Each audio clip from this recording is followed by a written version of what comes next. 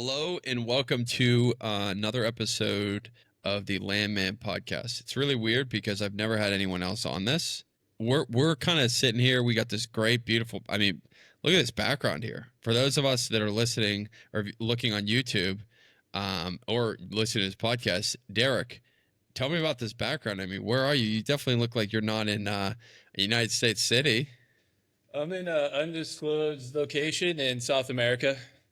Undisclosed. Uh, Undisclosed. Okay, it's Asuncion. Did you just say am I the first guest of the you are. the? Wow, no, you didn't It's tell me been all that. it's been all me. I'm just kind of been doing my own thing, and so you're gonna be the first guest. And one of the things I don't like to do is, dude, I don't really like the whole background thing. Like, tell me about your life story. I think it's relevant, but when I listen to a podcast, I'm trying to get to meet like very quickly. So, right, right.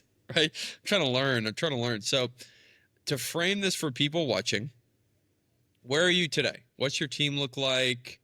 What's your deal flow look like? I know you have a pretty big month this month coming up. Tell us a little bit about that. Okay. So right now I got one land specialist is kind of his title. He's kind of a hybrid guy. He does some operations stuff, but mainly dispo stuff. He's based in Mexico in Guadalajara. I got another acquisitions manager, also based in Mexico, Monterrey. Admin assistant in Venezuela. So that's like the Latin American team. Four Egyptians, and one of them is a lead manager now. He started off as cold caller, but he was just like a rock star, so he got promoted pretty fast. Three Egyptian-based, just full-time cold callers. To frame this, we just talked about your team, right? And a lot of people that are hiring, they're learning this business. As you know, a lot of people are that, how do I hire? Like, how do I build my team? Tell me a little bit about how you actually built your team. You got 7 total team members here, if I understand you correctly. Obviously, we got to talk about Matt in this call. And we'll for the listeners, you'll know at the end of the call why I know Matt. But I kind of I love Matt. But tell me about how you came to build your team. Tell me about a little bit about your type of deals, the niche that you're focusing on. Just give us a high level of your whole business. Okay, so about the team, I started off like being really bad at hiring, and that's kind of like how you have to start off. Your first few hires are just gonna not probably unless you get lucky, they aren't gonna end up too well, most likely. But it's just kind of a thing that you just got to get started. Kind of stepped up my hiring game. I had a buddy that I shared an office with for a few months in Copenhagen. While we were in there, he was just like he would be doing interviews every day, and he was just really good at it. And I was like, damn, this dude has a sick system going on here. I'm gonna like figure out like what he's doing. So I asked him about that, and he kind of schooled me on LinkedIn. That's great. It's where probably LinkedIn and Indeed is probably where I get most of the people these days. And it's sort of more intimidating than like online jobs or whatever, because online jobs is just like a flat fee. Basically, LinkedIn and Indeed, you kind of have to run like basically a paid funnel where you're like paying a little bit of money every day. So it's kind of intimidating, but I found really good talent there. And that's basically where I find most of my hires. I kind of built, my friend like showed me a system. Basically, you gotta build like a funnel, basically. Like think of it like a sales funnel. So your post has to have like plenty, like more detail than you would ever think that you would put in there. It's basically like a long form sales page is the way that I look at it. Okay. Send that to like an assessment funnel. I think I've seen your hiring funnel. It's like you go to like type form or something. Like you can build one of those, but there's also some services out there. I like to use one called Test Gorilla. And then there's just a bunch of assessments in there. You can like custom build it based on the role. It's just super, basically I can't go without it now. And then like one really big thing that I started doing that was kind of a game changer. I got this from, I think it was like one of Clint's YouTube videos, is the disc test scoring. Okay. Once I used to think personality test was just dumb. But once you start building like a sales team, you actually realize they're like really accurate. And they're going to tell you a lot about that hire. And you don't want certain personality types in certain roles, especially like sales roles. You want someone that's um, more like a D or an I. And you don't want someone that's just like a pure C in there, because it's kind of like you could put someone in that role, but they're gonna be kind of paddling upstream. Whereas if you find someone that's like more naturally, like their personalities like suits sales better, it's just gonna work out better. So that's been a big game changer there. Just getting my hiring on point. Yeah, man. And the one thing with like hiring is, as you realize this, like when people work with me or in general, and you've seen this, you've been in a lot of different businesses. Um, it is the business. Theoretically, you could build a business that was just hiring people and they run the business for you. Theoretically. I mean, and there's a lot of people that do that.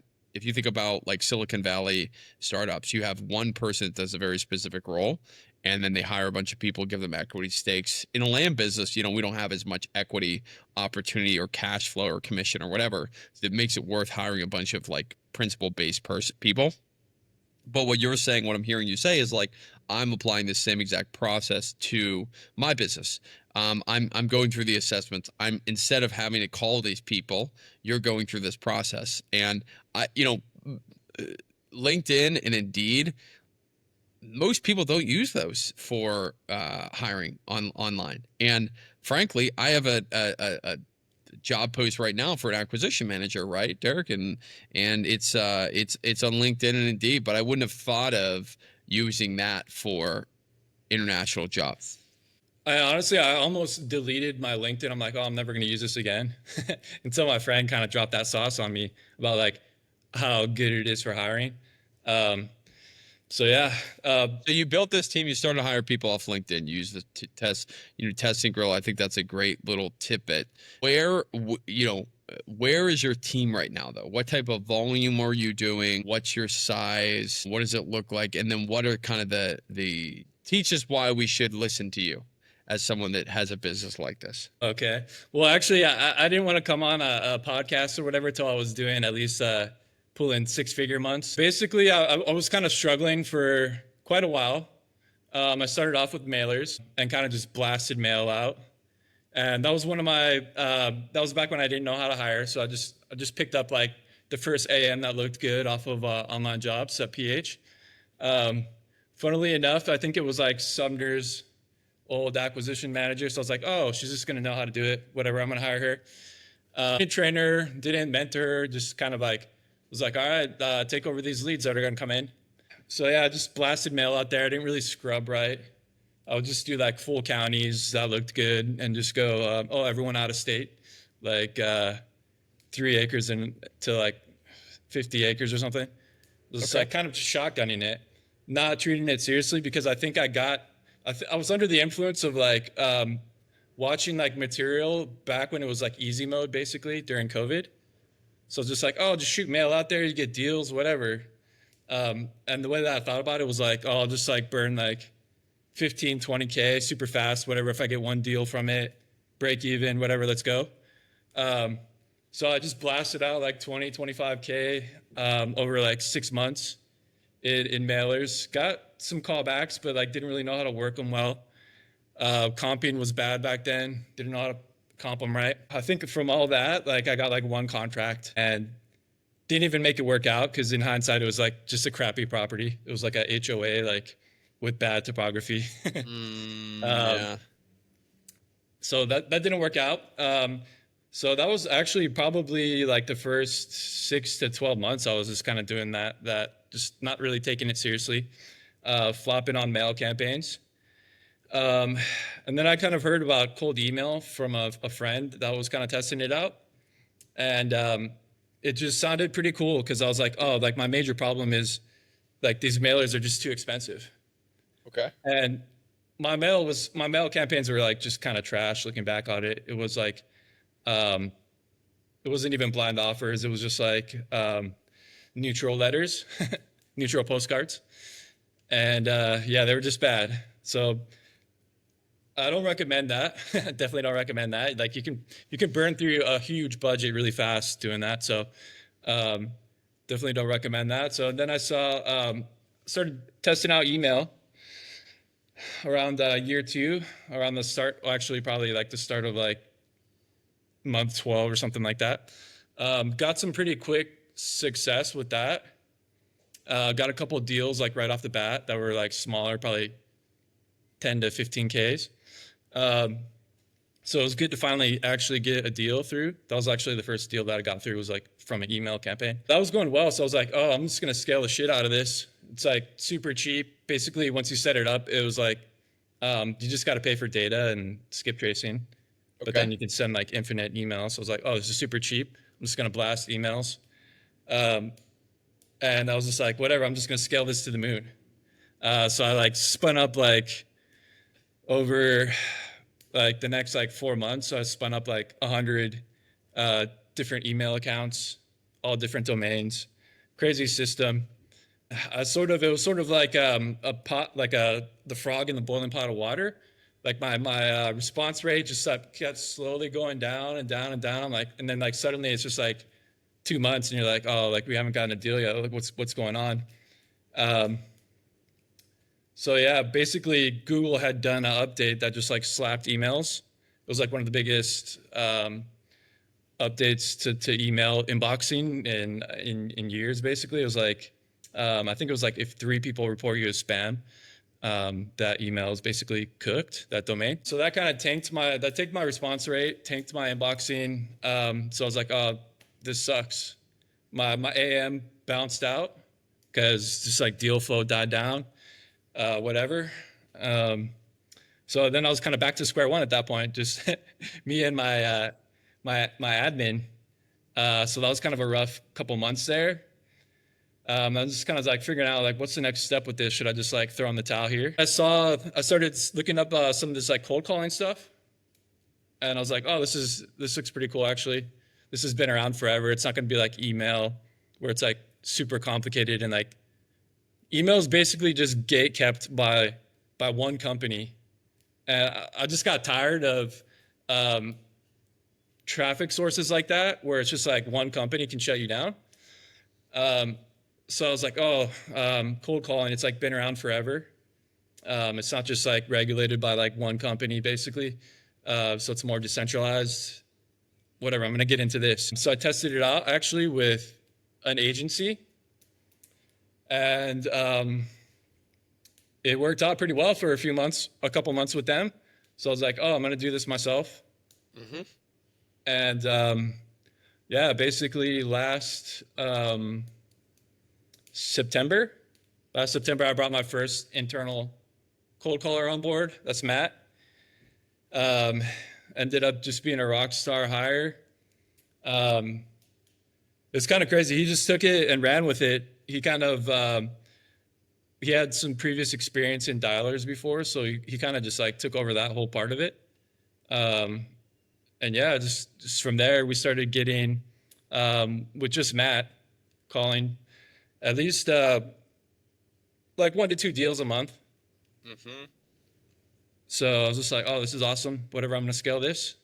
And that's kind of where we're at now. Just been slowly adding more to the team. So you made a decision that a lot of people don't end up doing, which is I'm going to go from an agency into internal team, right? You know, there's the cost saving perspective, but there's also the managerial perspective.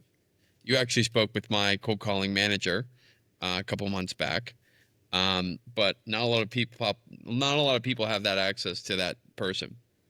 For someone that's starting and they want to actually build a internal cold calling team, what advice would you give them?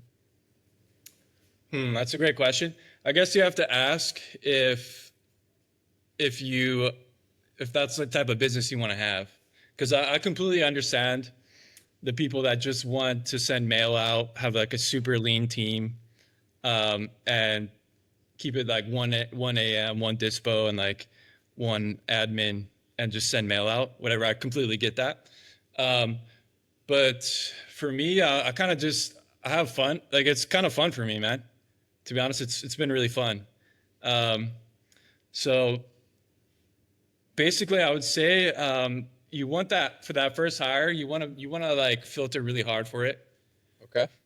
You want to filter really hard on that first cold caller because they're gonna be helping you get it off the ground. So if you don't have someone really good, they won't be able to like help you in that capacity.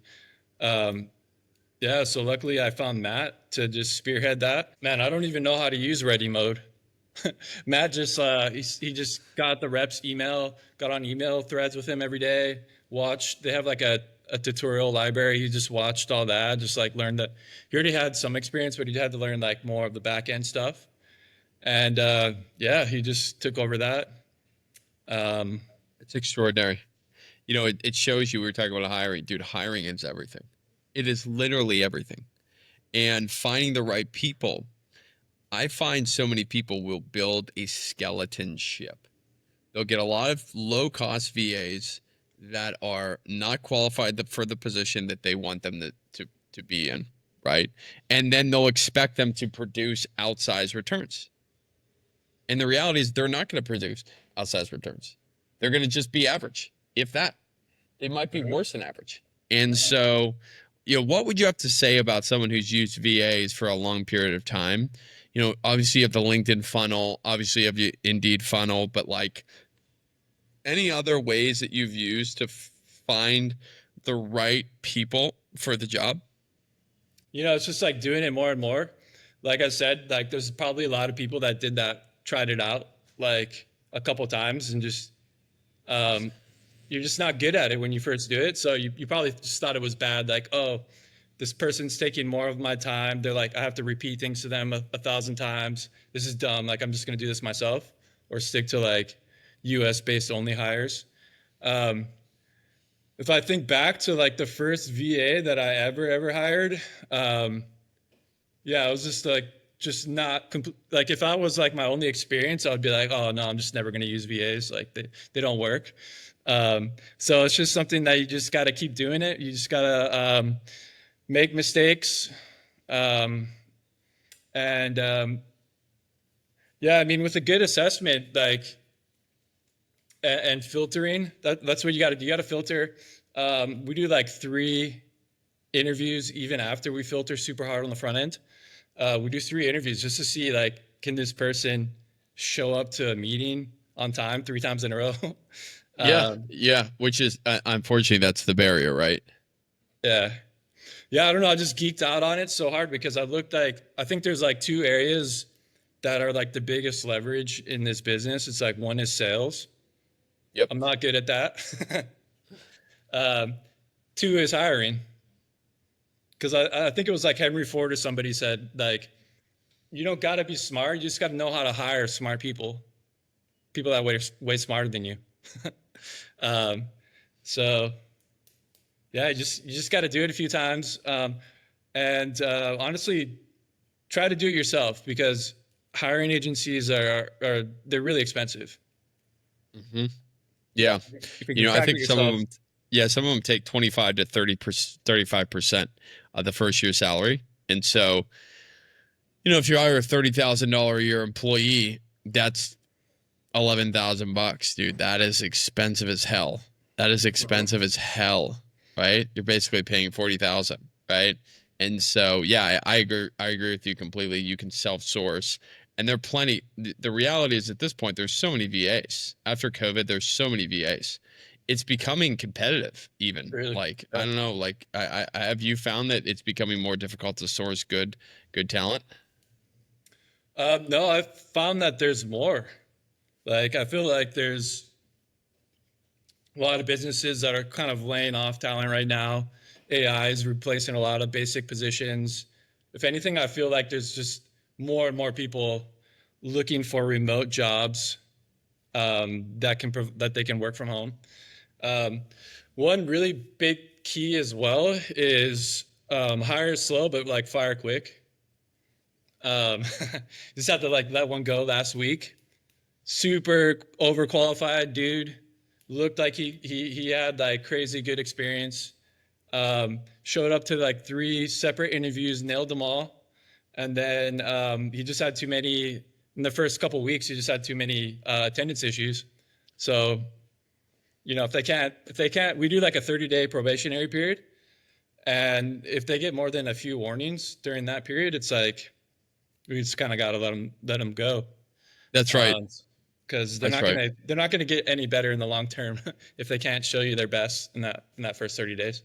100%, dude. That's a huge point, and I love that. Fire fast. It's you know i- a lot of people wait, and I've waited, right? And it's just better to just do it. One thing I will say is like the reason why the hiring process is so important is because if you get a good person in, man, it's everything, especially in our business, right? We can hire someone to come in and run our sales for us, and a really good salesperson could produce $1 million, $2 million of top line gross profit in a year, For real. right? In our business, right? A really good salesperson. And the difference between a good and a great salesperson is massive. It is massive, right? I think for a difference between I mean, anything, talent matters, right? But when you're in the front lines, you're getting an administrative role or more of a task-based role. I find that the difference is not usually it's not proportionate to the amount of increased pay, for example. But if it's something like you said, a high leverage role, it's the amount of uh, additional leverage. I'm using leverage again that you can have because of that role, man. It's huge. What has been your most critical hire, and what is the hire that you're thinking of making that you think is going to take your business to the next level? Hmm. I'll probably have to go back to Matt. I've had just like really good hires lately. Um, but yeah, I got to give a shout out to Matt. He's a savage. Team leader is managing the freaking. He's doing lead management now, crushing it. I want to get two more cold callers. Gonna slot them in like in the next couple of weeks. Okay. Um, and then I think the next big hire is going to be SMS.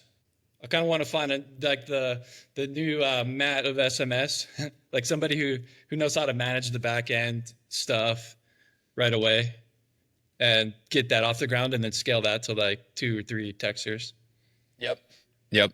Um, yeah, man, that texting is another beast too because you have to have 2x, 3x more data Yeah. than you do for cold calling. Because cold calling, a cold caller could be anywhere between 10,000 to 12,000 lines of data per month, and they're good, one per. But if you're texting, it depends on how much you're texting. But a texter can manage anywhere between 3,000 and 5,000 texts a day. And so if you're at 5,000 texts a day, that's 100K a month, and it completely changes the amount that's 10 callers, right? Hmm. So 10 callers can get that output, and usually it's the same exact like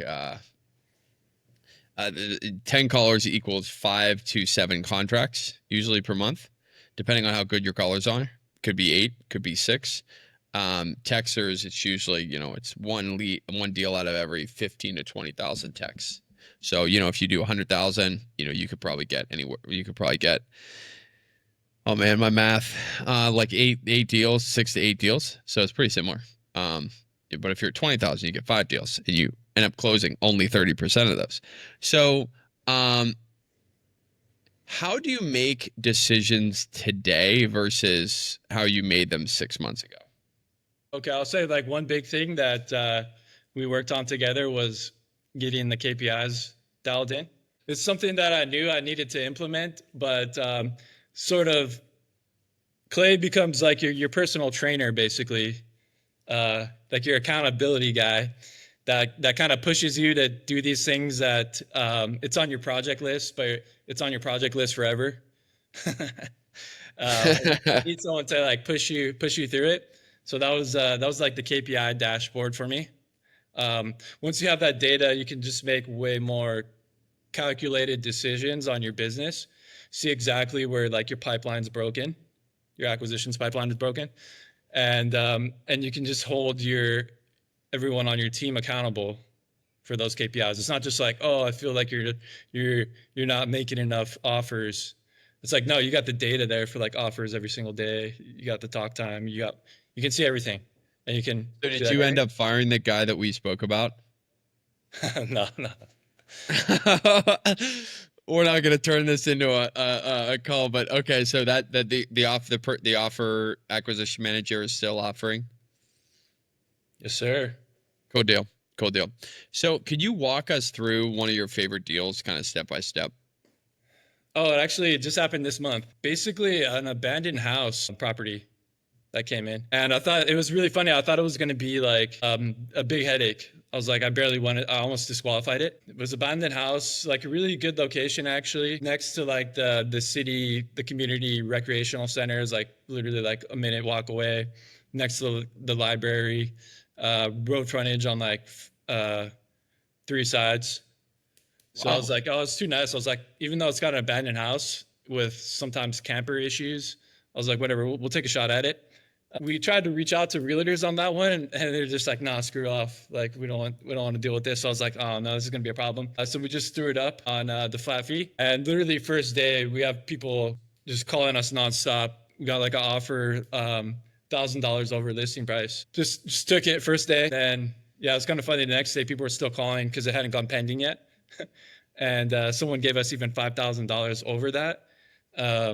But yeah, it was like just like a really quick 25K profit deal, just like super easy. It's closing in like 10 days. That's awesome, dude. That's awesome. How much earnest money is down on that one? Like 200 and like a box of cookies. Got it. Got it. You got it. Yeah. Box of cookies. You talked to us a little bit about how you got into the business. Um, what do you think is the biggest problem that land investors need to solve in order to take their business to the next level? Probably have to go back to hiring, figuring out how to hire. Because it's one thing that I noticed. I went to the Sumner meetup in Las Vegas last year in October. And what I noticed was like probably 70% of there just were just like lone wolfing it. And didn't have any hires. So it's just the way that I think about it is anytime I do something that I don't like doing, I'm immediately kind of thinking like, oh, how can I get this off my plate? Like just stuff like once you find someone that can just like do something like I don't know, I just like hated reading HUDs, but then I found a dude that's just like he's super good at it. He basically could have been like an accountant, so he like takes that off your plates. Reading dispo purchase agreements for like little clauses, like little sneaky clauses and stuff. I hated doing that. uh, just anything that you hate doing, just like write it down in a notebook. I hate doing this. And then just figure out someone that can do it for you. Because there's somebody that will do it for you for a lot cheaper than what your time is worth. Mhm. And so when you do something like that, Derek, where do you reallocate how do you think about reallocating your time? Yeah, basically anything that I enjoy doing. Um, so basically, consulting calls with Clay, just hiring because actually I really enjoy that process. Um, Figuring out where the bottlenecks are in the business from a high level, like how to make things more efficient in the CRM, adding new stuff like texting, uh, all that type of stuff is what I enjoy. The classic entrepreneur, you like to build and then you hire someone to maintain. Yeah, exactly. Like anything paperwork involved or emails, anything like TC emails, I don't even want to look at them. You don't do email. You don't do email. I love it. TC emails. Yeah, man, I'm with you. I'm with you. Derek, where can people follow your journey or connect with you? Probably Instagram. Just Okay. DM me on Instagram. If someone's on the fence about getting help or mentorship, right? What would you tell them? Okay. And this I doesn't would have to be a say plug for me, right? This is just in general. I would say just get a couple deals, get a little bit of a war chest built up. It's completely worth it. The way that I think about it is it's something like maybe one or two deals can pay for consulting where you're going to get potentially multiples and multiples of that out from ROI from it. Just like a few small tweaks in your business. Because there's stuff that you're probably doing in your business. I don't know if you've seen those like gym compilation videos of like Planet Fitness people just like working out wrong on the equipment, just like doing crazy stuff. You're doing that type of stuff in your business, like goofy things that you don't even know, that if you changed it, it can make a huge difference in your results. And that's what Clay, someone like Clay can do for you. Just look for those weird things that you're doing in your business, get it fixed. It's not even that big of a change a lot of times. And you can produce a huge return from it. Mm-hmm. And well, I said that was my last question, but here's my last question. What's the number one thing that you've learned working with me? I have actually never asked you this, and I'm kind of curious. Okay. Yeah, I'll say, okay, there's a few things, but I'll say um, getting on that call with Brian was super good because that's the point at which we changed to like the lead manager framework. Mm-hmm. And basically, I'd almost say that setup is kind of basically essential for cold call leads. Just the nature of cold call leads. Like if you have your closer on those, it's going to burn your closer out. So you need like a strong, assertive dude like Matt to like tank those, uh, like warm those leads up and send the good ones to your closer. Yeah. So that was probably the biggest game changer recently. Mm-hmm. That's pretty cool, man. Yeah, he's talking about the outbound marketing into a lead manager to qualify into a closer versus a closer qualifying, which some people do a closer lead manager hybrid. I don't think that's good. Closers want to close. Lead managers are more like almost customer service reps, right? Like that, except Matt, probably not Matt. But yeah. Yeah, Derek, I want to open the floor up to you for at the end here, right? This has been a pretty laid back podcast, just kind of talking about your business, kind of what you're doing. Like, what are you excited about, man? What are you excited about in your business or in your life right now? That you know, that's interesting. Maybe the listeners can benefit from. I guess what's kind of cool is through this business, it can kind of make you a better person. You can kind of managing a team. Like I never thought I'd like manage a team of like over a few people. What I noticed is like it like brings the better out of you because it's like you're not just like grinding for yourself. It's like, oh, I gotta like, if you actually like your team, you're like, oh, I gotta like move the needle here for my team. I gotta support my team. And like once your brain like shifts to that mode, it just makes it more fun. Just makes the whole business more fun. Dude, I love that. I think a lot of times this business is super lonely. And you know, when you're an entrepreneur, it's really hard to get to talk to people that are that understand the struggle. Like my wife and I, it's funny, we'll go out and try to meet like a new couple. And for me, I always kind of struggle with it, right? Because I always am kind of like, I don't know, most people don't understand the craziness of being an entrepreneur. It takes you got to be a little bit tapped in the head in the wrong way, in the right way too, right? But that's the really cool thing about being an entrepreneur. And as it relates to, you know, having a team, when you have that camaraderie, specifically remote, right? Specifically a remote team, that camaraderie is really healthy for everyone too. If you build that bit, you're the leader in your business, you build that camaraderie and it ends up being a really, really healthy thing. So man, thanks for sharing that. That's super cool. Any last minute thoughts before we hop off here?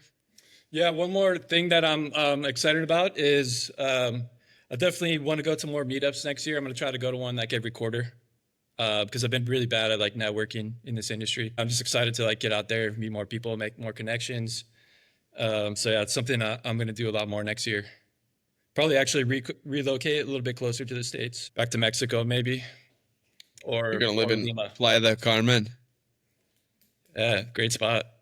Yeah, nice. All right, dude. Thanks again for being on the podcast. I appreciate your time, and I also appreciate your backdrop. We'll talk to you soon, man.